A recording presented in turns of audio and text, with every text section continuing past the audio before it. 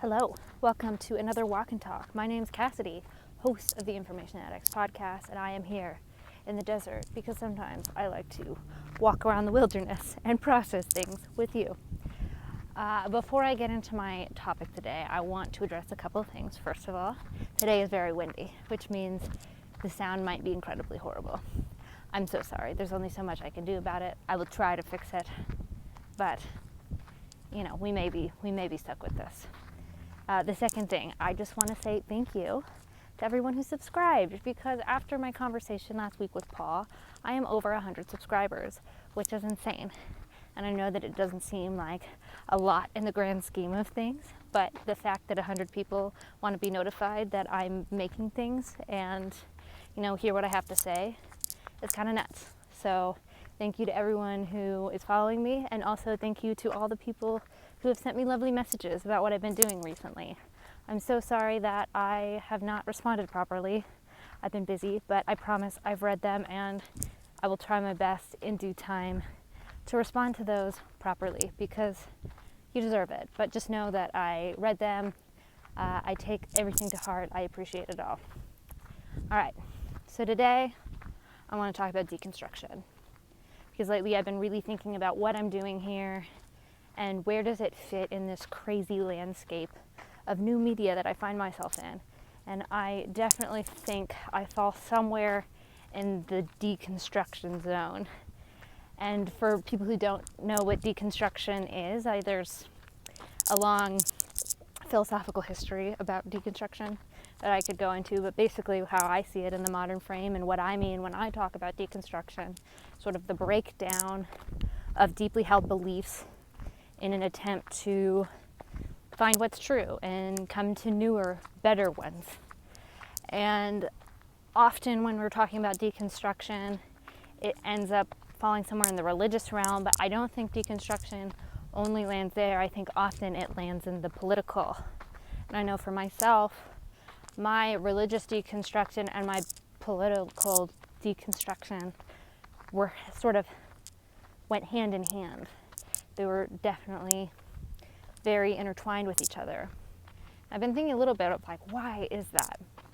Because I'm not the only one. When I watch all of these other people in this deconstruction space, I found that a lot of the times their religious deconstruction is also coupled with this political. And the first thought was maybe there's something within the Western church and Western societies that has created a religious or a political vibe to the religious. So this politics and religion becomes so intertwined. And so when you start to deconstruct from one, this complicated dance that religion and politics is playing creates a sort of, what's the word? This guy came in a bike and he distracted me. But it creates a domino effect where one starts going and then it starts knocking down everything else. My other thought was that maybe there's something about, religion and politics in our modern culture and societies that identify or that have strong connections to people's identities. So if someone's a Christian or a Muslim, it becomes part of who they are. And when you start to question that, then you start questioning other things that you deeply hold and identify to, and it just becomes that natural reaction to then re-examine those things. And I think political parties are one of those things that definitely has high attachment to what we identify as, and that's why identity politics and this game of political identification becomes so divisive, especially in modern times. And you've got these people in these spaces who are trying to address sort of this movement of people breaking things down and coming to new places or choosing to put their identity somewhere else. And I always wrestle with the way that it's being played out in the space, because there's parts of it that I love and parts of it that concern me on both sides of the spectrum. I think you've got one side of the spectrum who have started to ask these questions and start to lose confidence in what they believe and start throwing it all out and, being open to a lot more ideas.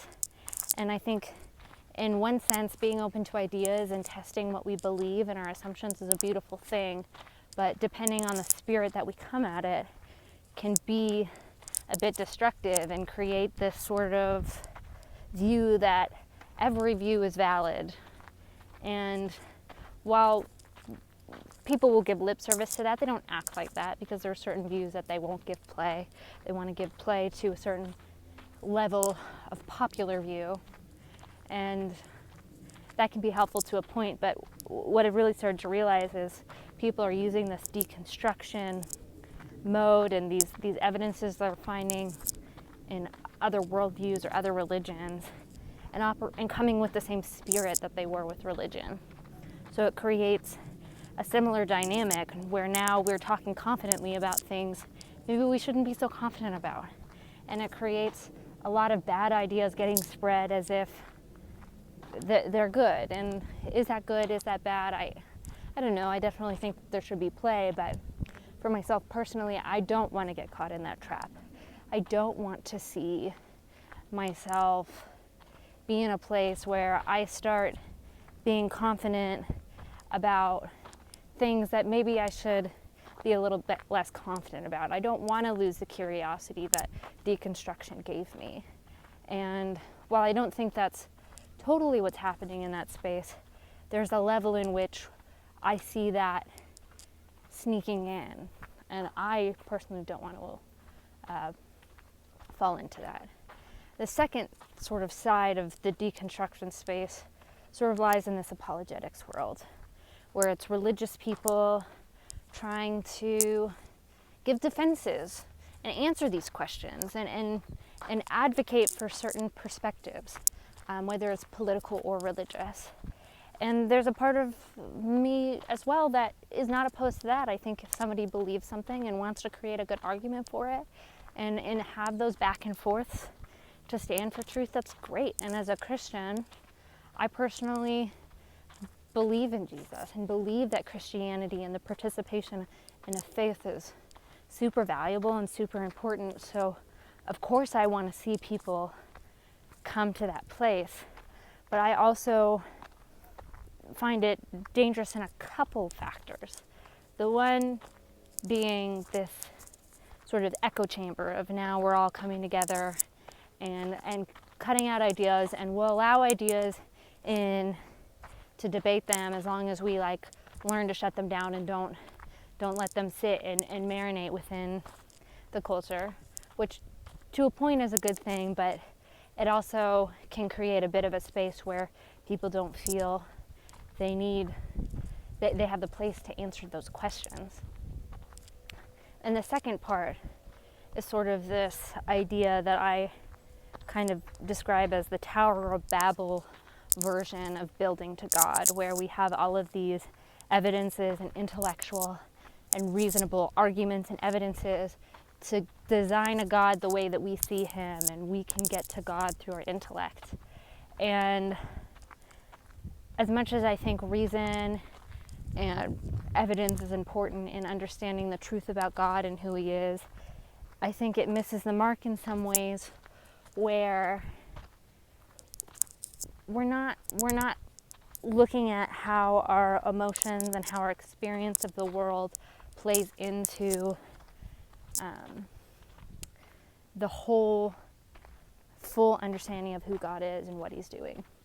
And so there's just some pitfalls that, while it doesn't mean that these people who are going down that path are going to fall into them, I see the potential for that. And while I might have opinions about what other people are doing and whether they should do it or not, I'm not really concerned about that as much as I'm concerned about what I'm doing. How am I letting my actions and my words and what I choose to participate in dictate the way I'm going to live? And how is my participation in those things going to play out through the ripple effects that I leave. And so it's something I've been wrestling with and struggling with and trying to figure out how to incorporate myself into this experiment that I'm doing with this channel. And I think the biggest sort of question that I've had with a lot of this is how much of my personal experience and my faith and my own beliefs do I put out there and talk through and work through. And I think with my conversations, it comes out a lot more because I have personal relationship with these people, and when they're talking, it's easy to refer to your experiences and build the conversation up, and so it slowly seeps through, and it's definitely not something I want to hide. But I also don't want to become some sort of channel that's this pseudo-apologetics thing where I'm trying to make arguments to convince people. I don't think it's wrong to want to convince somebody, especially if you want them to believe something that's true and that you deeply hold and think is important. But I think for me, before I ever get to a place where I need to convince somebody of something's true, I'd like to make sure I'm convincing myself first of the things that are true and the things that are important. And it's really hard to do, especially because there's so much within us that want to defend the things we already believe. We want to keep our safe little bubble, and we don't like being wrong. And I know for myself personally, that is a huge struggle of not wanting to be wrong. And I've had a lot of that in the last year. I think another thing that sort of puts me on the outskirts of some of the deconstruction is that while going through a deconstruction and changing a lot of what I believe, a lot of the core of what I believe has not left me. You know, I was a Christian and I'm still a Christian. And although I don't identify in the same denominational frame that I did before my deconstruction, I still hold a lot of those things to be true. And, you know, when it comes to political, I still have a lot of questions where I land, but there were a lot of things that after really examining and trying to understand why I believe they were true, I landed in similar places. And there's an argument that could say it's just confirmation bias and I'm landing back to what I originally believed because of that, and that's a distinct possibility, and I don't count it out.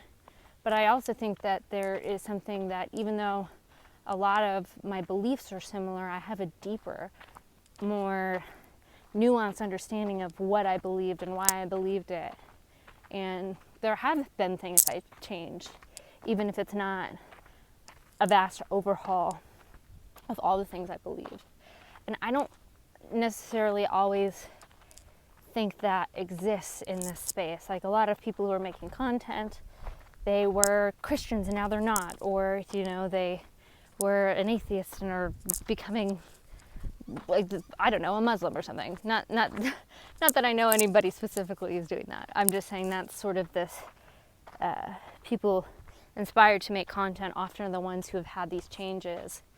And as much as I find the changes from non-religion to religion super interesting, I'm almost more interested in sort of this religious to non-religious state and how that plays out, and the experiences of why people are choosing those things. Yet I also find those spaces to be sort of a misrepresentation of the narrative of what happens when someone deconstructs. I don't think everybody who goes through deconstruction, and I'm an example of that, ends up losing a faith. I think often there's a deeper understanding and maybe they lose pieces of what they believed, but I think a lot of times you're dying to things that you probably should die to. And we're all sort of on this journey trying to figure it out. And so I enjoy the perspectives of these people and understanding where the cracks are to form and how to make sense of their changes in beliefs, because that's the only way to really best understand our own is through the reference with other people and the world around us. But I do think sometimes it's the things that get the most play. It's the things that are easiest to point to and see deconstruction as something very destructive. And I think a black and white answer like that doesn't give the best service to what deconstruction really is and how people are experiencing it day by day. As much as I do think that I fall somewhere in this deconstruction space, I think the place that I find myself more closely related to, and what I hope to be a participant in, is the movement called Estuary that has been played out in a lot of places, but the term itself has been coined by Paul Vanderklay. And it's this idea of, non-religious and religious people coming together to bridge understanding, to have an earnest pursuit for truth. And like estuaries in nature, it's this idea of fresh water and salt water coming together to create biodiversity and create growth within people. And there's something about that framework of finding a neutral ground where people can come together and bridge understanding and explore ideas that I find more fascinating than the argumentation and the back and forth and the advocating of certain ideas. And so I've definitely been trying to find a balance of how do I do this with my content and what I'm doing. So for my regular monologue videos and my conversations, I am going to start being more transparent and honest in my perception of how I'm viewing things, and put a little bit more personality instead of trying to keep myself out of that, because I think it's doing a disservice to the things that I'm doing, try to keep my own personal experience out of it too much. But I want to find a way to do that where I'm not being dogmatic necessarily. I'm just explaining how I see it and the way that I've come to those things, and hopefully be able to have conversations to highlight how other people are going through these transitions and understanding of religion and faith, and how we should participate in those, not just from a Christian perspective, but from all over the map, and just really start to have these conversations and understanding people's stories, because to me, that seems the best way to really get to a place where we understand deconstruction and what's happening. Start from the human level, because when we start from ideas, that's a great place to start, and it can definitely be fruitful, but there's something missing when we're not looking at human beings and the complexity of what that is. And I think it becomes a lot easier to talk through these questions in a less heated way, because now we see people as people, and we realize it's not this battle between flesh and blood, it's something deeper and something bigger. And that's where I want to be. I don't want to feel like I'm fighting against somebody else and their ideology. I want to try to understand their point of view and them, and then go home and look at me and see how that makes sense of what I believe in the world around me. And that's what I want to see this deconstruction space start to be, as more of that openness, and not lip service to openness and a popular openness, but real openness. And that's messy and it's difficult, and I expect to fail quite often, but for those of you who care and want to know, that's what I want to try to do. So that's about all I have for now. I am going to sign off here, but finish my walk, and hopefully I will see you in the next video. Thanks again for watching. Bye.